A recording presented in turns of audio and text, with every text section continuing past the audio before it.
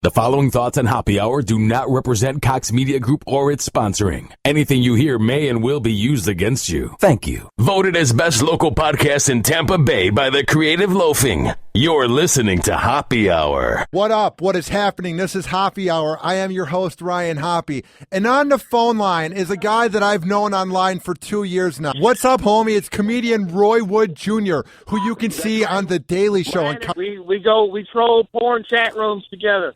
Hell yeah, dude. We go on Pornhub, and we're the ones that write those comments. Like, did you bang out that girl last night? Yeah.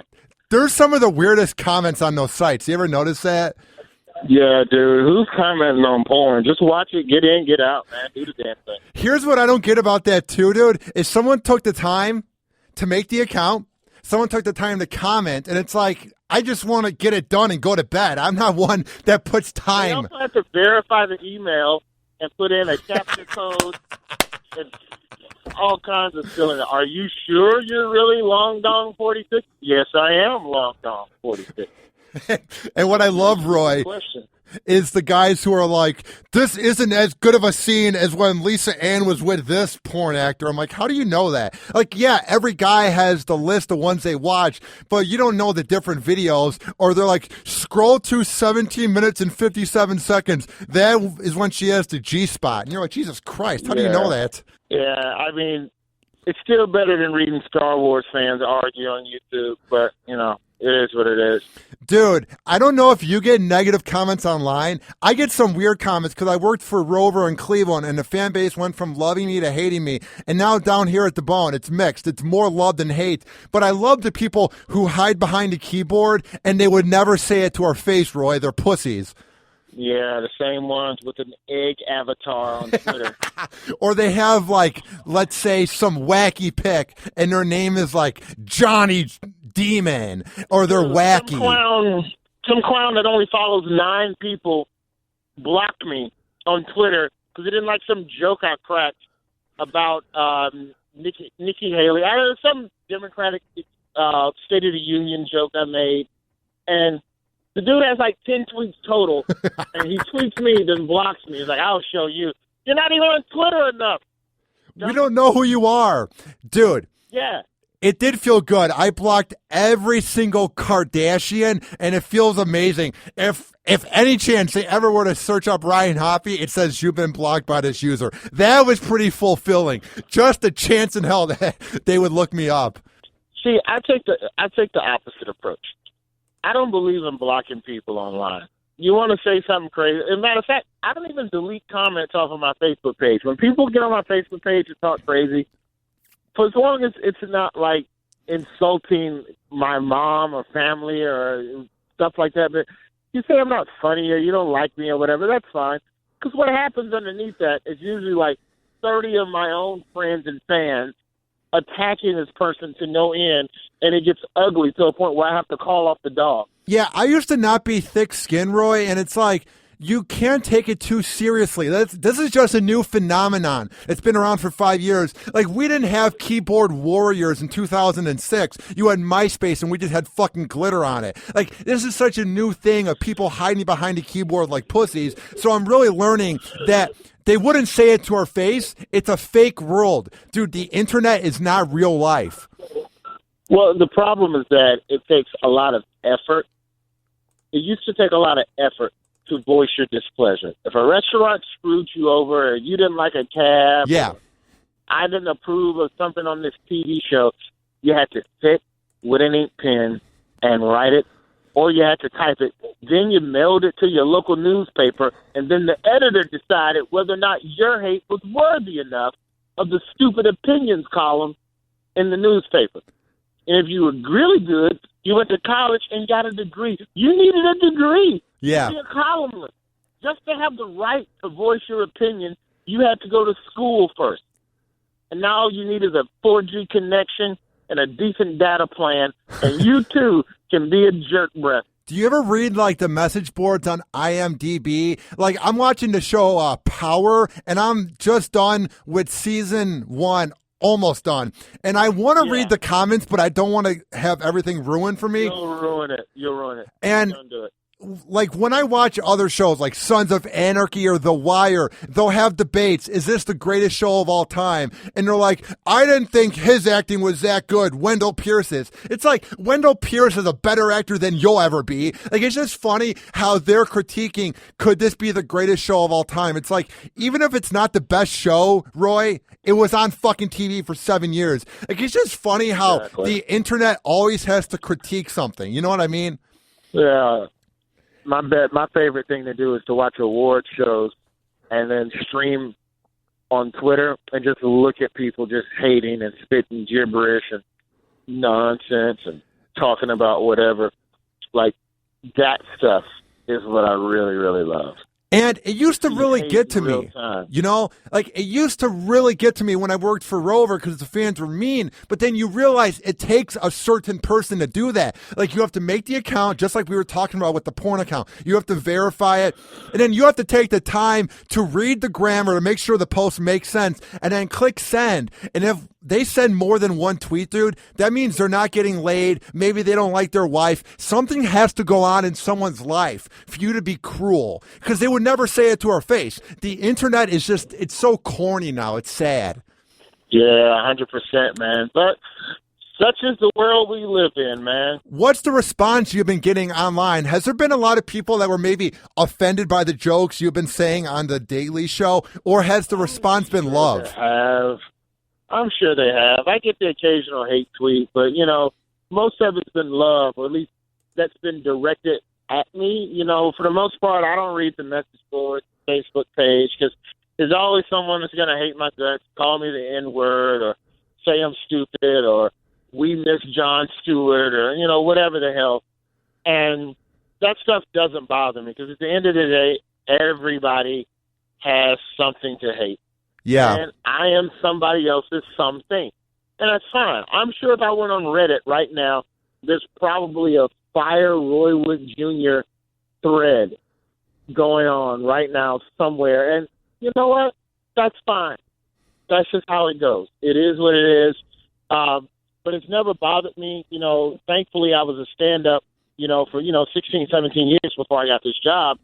And comedy is the ultimate in terms of waking you up and letting you know, hey, you suck, or hey, you're good. Because you find out right there in front of people. It's like getting YouTube comments in 3D. Did you ever think you would make it this far? Or was there a point during your long 17 years where you wanted to give up because you're like, fuck it, I'm never going to make it? There's only probably one time that I think I really hit a wall emotionally. And it was probably somewhere in, I don't know, year 5 or 6. So I'm trying to think. 98 to 01 is 3. I got the car. 2 years. So yeah, like year 6, maybe year 7. I was headed to a gig. I only had $14 in the bank, and I was still living with my mom. And I borrowed enough money from her. She's already, bitching at me to go to grad school, and I'm refusing because I got to focus on this, and it's going to lead to something. And I get halfway to a gig, and the booker calls me and tells me that the gig is canceled. Yeah. Now, this was the gig that I needed to get the money to afford to buy gas to get back home. So I'm in Bowling Green, Kentucky, and I literally don't have the money to get home. What did you do? I have $14 in the bank. I don't have enough money to go home. I can't afford a hotel. At this point, it's like 8:30 at night, and so I pull over to a Flying J truck stop, and I go, all right, well, I'll just sleep in the car. That's fine. I'll just sleep in the car. And so I let the engine run, and I'm down to about a quarter tank. And it gets to a point where I literally don't – I'm sorry the story's so long, but I get to a point where I can't leave the car running all night because I can't afford to use up what little gas I have left. So I would turn the car on, heat the car, turn the car off, fall asleep until I woke up freezing, wash, rinse, repeat. So I pretty much slept in, 45-minute cycles for the entire night. And you wake up in the middle of the night, white knuckled, you're freezing, you're shivering, your vision's blurred, and I just started crying, man. I was like, what the hell am I doing? But you steadfast, you hold strong, you figure it out. I woke up the next morning, drove to a temp service, and got a day labor job, worked for 8 hours, took my $40, bought me a tank of gas, and went the hell home. After that happened, were you more motivated and in the zone to make it? Like, what happened next? What was the breaking point in your life when you said, gee, I think I have something here with comedy? What's the one moment when you just killed it? My Letterman appearance in 2006. That was the first time. And I had TV credits before then. I'd done stuff, but most of it didn't pay. It didn't really get me where I needed to career-wise. And, you know, the Letterman appearance, when David Letterman came over and shook my hand, I was like, all right, maybe I can do this for a living. And at that point, that was like year 8 or 9. So, you know, it is what it is, man. But it was a good deal, man. It was a good deal. Would you say when you were on shows like Comics Unleashed, was that what also helped you get exposure? Because I remember watching you a few years ago. That's when I first saw you on TV. Was that a show that helped you as well? Oh, absolutely. That helped with exposure because that show is on 3 million hours a day. There's more people have probably seen me on Comics Unleashed than anything else that I've done up until The Daily Show. You know, people will come up in the mall. Yeah, man, I love seeing you on Comics Unleashed at 2 in the morning, blah, blah, blah, blah, blah. And you know what? That's a great feeling. You know, whatever gets you exposure, because we live in a world where there's 300 cable channels. It's not 1992. You're not going to go on Jay Leno and then be handed a sitcom as soon as you walk off stage. Yeah. As a comedian, it's a slow burn. It's a long build. And you got to be in it for the long haul and know that no one thing might not be the thing, but it's going to lead to the thing. Now, you were one of the famous comedians that was always featured on the nationally syndicated Bob and Tom show, and you did a lot of their tours. So how big was it to be a big-name comic on the Bob and Tom show? How much did they do for your career? Bob and Tom did more for me than Letterman. And that's not a lot. That's not a knock on Letterman. It's a tip of the hat to just how much Bob and Tom meant to comedy and the world of stand-up. Yeah, they give guys exposure.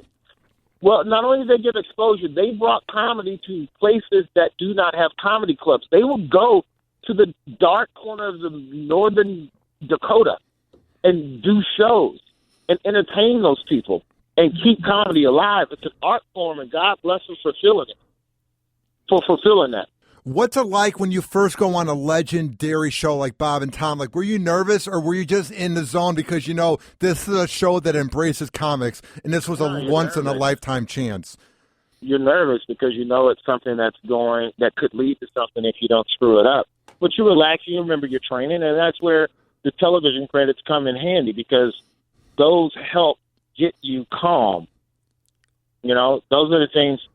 All of those smaller credits, the BET Comic Views and the Comedy Central contest and Laugh Rides and Premium Blend, all of those moments help you, you know, control your pulse, for lack of a better term. To me, so that's it, man. I just feel blessed to be where I am, man, and I just want to keep doing what I can do to continue to ascend.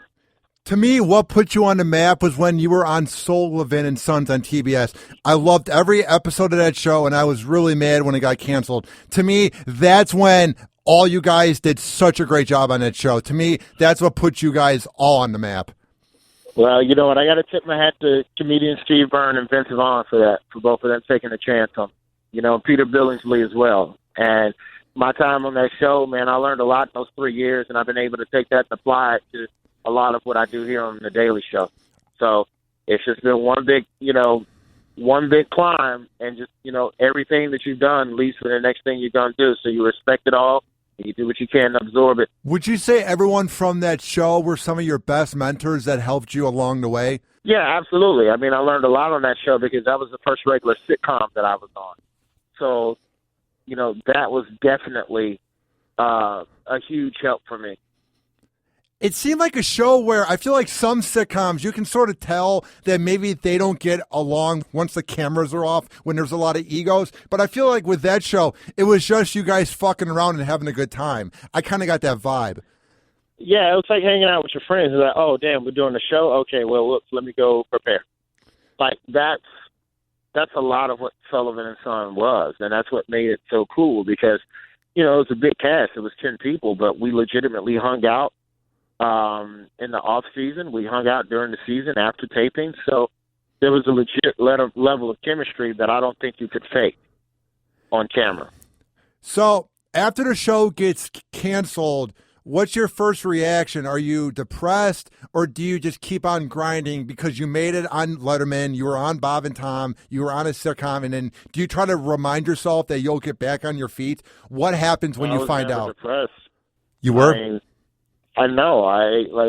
I had enough road work. I was a working road comic, which at the end of the day is a great thing to be able to fall back on. That's more than what most guys have out here at the same mile marker in their career. The show got canceled. All right, well, what's the next mountain to climb? What else is out there? You don't waste time mourning. To me, sadness, depression, they're wasted emotions. More often than not, they don't lead to anything progressive. Nobody's ever been sad and came out on the backside of it, at least not for me. Maybe for some people, going to some dark place inspires you. For me, it's a distraction. And I don't sit here and be mad because PBS decided to go a different direction. I'm going to be thankful for these 3 years because the next thing I did the next year was book a sitcom with ABC alongside Whoopi Goldberg. And you can't do that if you're somewhere in a corner sucking your thumb. Yeah. So for me, that's never been my MO. It's just to be thankful and keep working. Hard work is what got me here. So let me keep doing that so that I'm not ass out a year or two from now. The Whoopi sitcom didn't get picked up. All right, well, don't suck your thumb. Keep working. Keep doing things to create a way for yourself. And lo and behold, I fell on the Daily Show's radar and got called in for an audition. What's that like when you get the audition? How pumped were you, dude? You're not pumped. You're nervous because you don't want to screw it up. You want to nail it. Yeah. What did you do to nail it? What did you bring? Me? They had us do a sample segment that we would do if we were on the show, and I just talked about the Confederate flag. I don't remember everything, but it was basically the premise was basically black people want to get rid of the Confederate flag, which is fine, but we don't need to do it yet until we identify who the state's white people are. Yeah. And that was kind of my MO. But I got to run. We're getting ready to head back into rehearsal. Well, dude, where can people find your work online, and where can they watch the show? At Roy Wood Jr. on Twitter.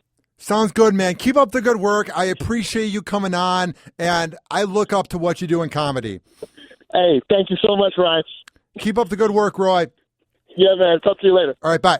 And I got to meet Roy Wood Jr. at the Morning Show Boot Camp 2 years ago, which is this boot camp. It's like a radio conference, and everyone gets to network. There's the biggest hosts from all these different cities, and he was there and everybody else from Sullivan and Sons, and I was nervous approaching them because they're guys that are on a sitcom on TBS. You think they might be big-time people that would have egos that wouldn't address you. Each and every one of them were class acts, and I appreciate them talking to me, like Owen Benjamin, Steve Byrne, Ahmed, and Roy Wood Jr. Those are great guys.